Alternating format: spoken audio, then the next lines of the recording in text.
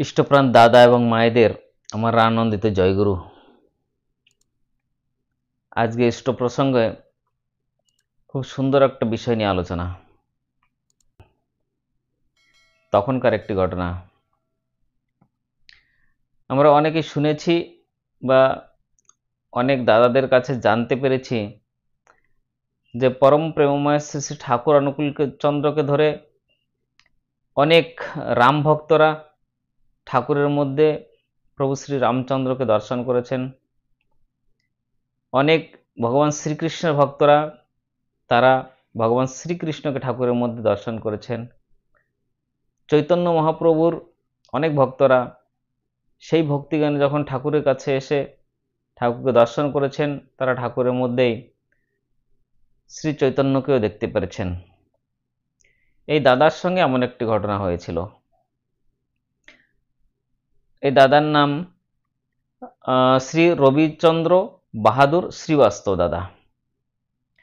উনি ঠাকুরের দীক্ষা নিয়েছিলেন 1951 সালে, কিন্তু দীক্ষা এমনিই নেননি। এর মধ্যে একটা চমৎকার ঘটনা আছে যা উনি বাস্তবে ওনার জীবনে অনুভূতি নিয়েছিলেন। সেই অনুভূতির ঘটনা তিনি বলছিলেন, আর সেই বাস্তব ঘটনা আপনাদের সামনে তুলে ধরছি। তো শ্রীবাস্তব দাদা প্রভু শ্রী রামচন্দ্রের একজন পরম ভক্ত ছিলেন। প্রভু শ্রী রামচন্দ্র ছাড়া তিনি কিছুই জানতেন না। সব সময় তিনি রাম নাম করতেন, রামেরই পূজা অর্চনা করতেন। প্রভু শ্রী রামচন্দ্রকে নিয়েই তিনি সবসময় মেতে থাকতেন। তিনি শুনেছিলেন যে শ্রী শ্রী ঠাকুর অনুকূলচন্দ্র এবার অবতার রূপে এসছেন, এবং আমরা যদি সেই বিশ্বাস এবং ভক্তি নিয়ে ঠাকুরের দর্শন করতে যাই, তাহলে ঠাকুরের মধ্যেই আমরা মর্যাদা পুরুষোত্তম প্রভু শ্রী রামচন্দ্রকেও দেখতে পাই। এই বিশ্বাস নিয়ে তিনি কিছু বন্ধু বান্ধবের সঙ্গে ঠাকুর বাড়িতে গিয়েছিলেন। এ ঘটনা হচ্ছে 1952 সালে, জুলাই 1952। দেওঘর আশ্রমে পরম প্রেমময় শ্রী ঠাকুর অনুকূলচন্দ্রের দর্শন করতে গিয়ে তিনি বন্ধু বান্ধবদের নিয়ে যখন উপস্থিত হয়, তখন ঠাকুর ভক্তদের সঙ্গে আলাপ আলোচনা করছিলেন, কথাবার্তা বলছিলেন। বিভিন্ন বিষয় নিয়ে সেখানে আলাপ আলোচনা হচ্ছে। শ্রীবাস্তবদা এবং তার বন্ধুরা সেখানে গিয়ে সাষ্টাঙ্গ প্রণাম করে ঠাকুরকে সেখানে বসলেন। ঠাকুর দিকে তাকিয়ে আছেন আর দেখছেন যে ঠাকুর ভক্তদের সঙ্গে কি কি বিষয় নিয়ে আলোচনা করছেন, কি কি বিষয় সম্বন্ধে তাদের কথাবার্তা চলছে। কিছু সময় কথাবার্তা বলার পর ঠাকুর ওখান থেকে উঠে বিশ্রাম করতে চলে গেলেন, এবং ভক্তরা যারা ছিল তারাও শ্রী ঠাকুরকে প্রণাম করে তারাও নিজ নিজ স্থানে গন্তব্য করলেন।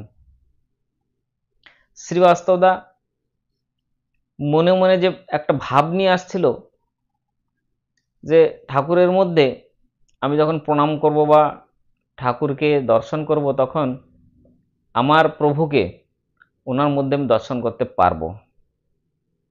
কিন্তু তার কিছুটাই তিনি অনুভব করতে পারলেন না।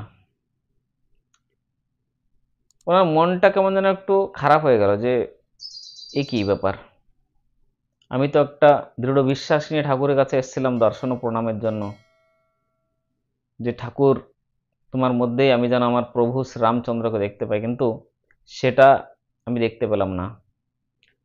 তখন শ্রীবাস্তবদা এবং ওনার যারা বন্ধুরা ছিল তারাও প্রণাম করে যেখানে থাকার ব্যবস্থা ছিল সেখানে চলে গেল, এবং সেখানে গিয়ে সবাই কথাবার্তা বলছেন, এবং অবশ্যই ঠিক করলো যে ঠিক আছে, সন্ধ্যা যখন প্রার্থনা হবে তখন একবার গিয়ে দেখি আমরা। তো সেইভাবেই সন্ধ্যা প্রার্থনার সময় হয়ে আসছে, তার কিছুক্ষণ আগেই শ্রীবাস্তবদা এবং তার বন্ধু বান্ধবরা বড়াল বাংলা মানে যেখানে এখন মেমোরি আছে, প্রার্থনা হয়, সেখানে গিয়ে বসছেন। ঠাকুর ওনাদের কাছ থেকে বেশি দূরে না, ওনারা কাছে গিয়ে বসলেন, প্রার্থনার সময় হলো, প্রার্থনা করে আবার ঠাকুর সবার সঙ্গে কথাবার্তা বলছেন। শ্রীবাস্তব দা এবং ওনার বন্ধুরা সবাই ঠাকুরের দিকে একদম তাকিয়ে আছেন যে ঠাকুর কি বলছেন। যা হোক, কিছু বিষয় আলোচনার পরে শ্রী শ্রী ঠাকুর আবার সেখান থেকে যাবার জন্য প্রস্তুতি নিলেন। ঠাকুর উঠে যাচ্ছেন এবং শ্রীবাস্তব দা একদম এদিক ওদিক না তাকিয়ে শুধু ঠাকুরের দিকেই দেখছেন। হঠাৎ তিনি একদম চমকে গেলেন।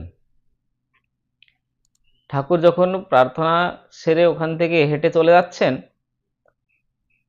তখন শ্রীবাস্তব দা দেখলেন যে হঠাৎ ঠাকুরের এক কাঁধে একটা ধনুক, ঠাকুরের এক কাঁধে একটা ধনুক দেখা যাচ্ছে, উঁচু ঠাকুরের শরীর, এবং অন্যদিকে দেখছে যে বান এবং মাথায় রত্ন জড়িত মুকুট। এই সব দেখার পরে শ্রীবাস্তবদার বিশ্বাস হচ্ছে না, সত্যই কি আমি এসবগুলি দেখছি নাকি স্বপ্ন দেখছি। তখন তিনি নিজেকে একটু চিমটি কাটলেন যে সত্যই তো আমি এটা দেখছি না কিছু একটা স্বপ্ন দেখছি। তারপর শ্রীবাস্তবদা একদম অচম্বিত হয়ে গেলেন যে এ কি, সত্যই তো শ্রী ঠাকুরের সেই উঁচুপুরা মানুষ, আমার প্রভু শ্রীরামচন্দ্র, তার মধ্যেই আমি আমার প্রভুকে দেখতে পেরেছি, দর্শন করতে পেরেছি। তিনি তার বন্ধু বান্ধবদের বললেন যে সত্যই আজ আমি নিজেই গর্বিত, আমি ধন্য হয়ে গেছি, আমি শ্রী শ্রী ঠাকুরের মধ্যে আমার প্রভু শ্রীরামচন্দ্রকে দেখতে পেরেছি। তখন তিনি সপরিবার এবং বন্ধু বান্ধবদের নিয়ে পরম প্রেমময় শ্রী শ্রী ঠাকুর অনুকূলচন্দ্রের সদ্দীক্ষায় দীক্ষিত হলেন। এবং তারপর থেকে তিনি নিত্য প্রত্যক্ষ পরম প্রেমময় শ্রী ঠাকুর অনুকূলচন্দ্রের নির্দিষ্ট পথে চলতে লাগলেন, ঠাকুরের বাণীর দিকে দিকে ছড়াতে লাগলেন। একদিন তিনি নিষ্ঠাবান গুরুভাই না, একজন নিষ্ঠাবান কর্মী হয়ে গেলেন। ঠাকুর বাড়ির থেকে শ্রীবাস্তব দাদাকে দণ্ড দিলেন এবং ঋত্বিকির পাঞ্জা দিলেন। তারপর থেকে পরম প্রেমময় শ্রী ঠাকুর অনুকূলচন্দ্রের নাম তিনি দিকে দিকে ছড়িয়ে দিলেন। শুধু উনি নয়, ওনার পরিবারের প্রত্যেকেই একদম ইষ্টনিষ্ঠ। এখনো ওনার পরিবার বেঁচে আছেন, তারাও ঠাকুরের পথে চলার চেষ্টা করছে। কিছু বছর পর শ্রীবাস্তব দাদার হঠাৎ গলার ক্যান্সার হয়। গলার ক্যান্সার হওয়াতে অনেক হাসপাতালে ওনাকে দেখানো হয়, চিকিৎসার জন্য ওনার পরিবারের, ওনার ছেলে এবং পরিবারের সদস্যরা নিয়ে দেখায়। তখন ডাক্তাররা চিকিৎসা করে বলে যে উনি আর বেশি দিন বাঁচবেন না, 10 থেকে 15 দিনের উনি মেহমান, ওনাকে ঘরে নিয়ে উনি যা খেতে চায় বা যেভাবে থাকতে চায় করতে চায় ওনাকে সেভাবে রাখুন। বাড়ির সকলের মনটা কেমন যেন একটু খারাপ হয়ে গেল শুনে। ওনার ছেলে শ্রী অম্বুজ শ্রীবাস্তব দাদা এই ঘটনার পরে একদিন দেওঘরে গেলেন এবং দেওঘরে গিয়ে পূজ্যপাদ বাবাই দাদাকে প্রণাম করে নিবেদন করলেন যে বাবার গলার ক্যান্সার হয়েছে এবং ওনার ট্রিটমেন্টের জন্য অনেক হাসপাতালে নিয়ে গেছি, অনেক জায়গায় দেখিয়েছি, কিন্তু ডাক্তাররা বলেছেন 10 থেকে 15 দিন উনি বাঁচবেন। এই কথা বলার পরে পূজনীয় বাবাই দাদা আচার্যদেবকে নিবেদন করলেন। আচার্যদেব শুনেই বললেন যে ওনাকে বলো থার্ড আম্পায়ার বলেছে নট আউট, এখনো কাজ করতে হবে। অম্বুজ শ্রীবাস্তব দাদা এই কথা শুনে পরম পূজ্যপাদ আচার্যদেবের আশীর্বাদ মাথায় নিয়ে ঘরে ফিরে এলেন। আপনারা জানেন যে সেই শ্রীবাস্তব দাদা ঠাকুরের একজন ঋত্বিক কর্মী, যাকে ডাক্তার বলেছিলেন 10 থেকে 15 দিন বাঁচবেন। সে শ্রী শ্রী ঠাকুরের কৃপা এবং পূজ্যপাদ আচার্যদেবের আশীর্বাদ কতদিন বেঁচে গেছেন, কতদিন ঠাকুরের কাজ করতে পেরেছেন? 10 থেকে 15 দিন নয়, সরাসরি 16 বছর তিনি বেঁচে গেছেন এবং ঠাকুরের কাজ করে গেছেন। হচ্ছে বিশ্বাস, ঠাকুরের প্রতি ভালোবাসা, ঠাকুরের প্রতি টান। তাই ঠাকুর বলেছেন ভাবছ বসে চলবে কিসে, ভাববার তুমি কে? ভাবছেন যিনি, ভাবছেন তিনি, তুমি ভাবো তাকে। আমরা যদি ঠাকুরের জন্য ভাবি, ঠাকুর যেভাবে বলেছেন সেভাবে যদি নিত্য কর্মে আমরা তাকে ফুটিয়ে তুলতে পারি, তাহলে ঠাকুর আমাদের জন্য সব সময় ভাবতে থাকেন। ঠাকুরের কৃপা পাওয়া যায়, কৃপা মানে করে পাওয়া। ঠাকুরের জন্য করলেই ঠাকুর অবশ্যই তার কৃপা দৃষ্টি ভক্তের উপর রাখেন। আর শ্রীবাস্তব দাদা তার একদম জাজ্জল্য প্রমাণ। তিনি নিজের মুখে বলেছেন তার অনুভব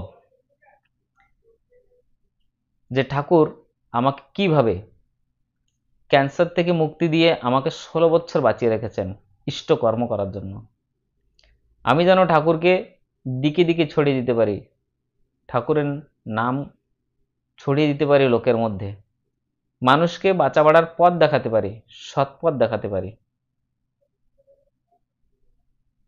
শ্রী শ্রী ঠাকুর তিনি পরম প্রেমময়।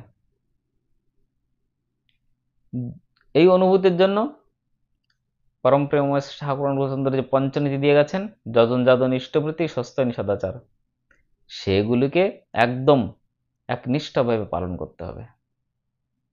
প্রশ্ন আমার অস্তে যাক রহুক যুক্তি সরে, তোমার ব্রত করব পালন মরণ স্তব্ধ করে। আমার তখন আর প্রশ্ন থাকবে না, আমি শুধু ঠাকুরের কাজ করতেই থাকব। ঠাকুর যেটা বলেছেন সেটা করতেই হবে, তখন কোনো প্রশ্ন থাকবে না, শুধু ঠাকুরের কাজ। ঠাকুর এটা বলেছেন করতেই হবে, কেন বলেছেন আমাকে খুঁজিয়ে দেখতে হবে না, ঠাকুর বলেছেন আমাকে করতে হবে, ব্যাস। এই ঘটনাটা ছাত্রদীপ পত্রিকা অঙ্ক 2012 পৃষ্ঠা সংখ্যা 12তে দিয়েছিলেন। এমনি ঠাকুরের বাণী এবং ঠাকুরের কথা শোনার জন্য এই চ্যানেলটি সাবস্ক্রাইব করুন। আশা করি আপনারা সকলেই ভালো আছেন, ভালো থাকবেন। পরমপিতার রাতুল চরণে আপনাদের সকলের মঙ্গল প্রার্থনা করে আজকে এখানেই শেষ করছি। তাহলে চ্যানেলটি সাবস্ক্রাইব করে নিন, লাইক এবং শেয়ার করুন। আবার দেখা হবে আরেকটি সুন্দর নতুন গল্প নিয়ে, আরেকটা সুন্দর ভিডিওর মাধ্যমে। সুস্থ থাকুন, সবাইকে জয় গুরু।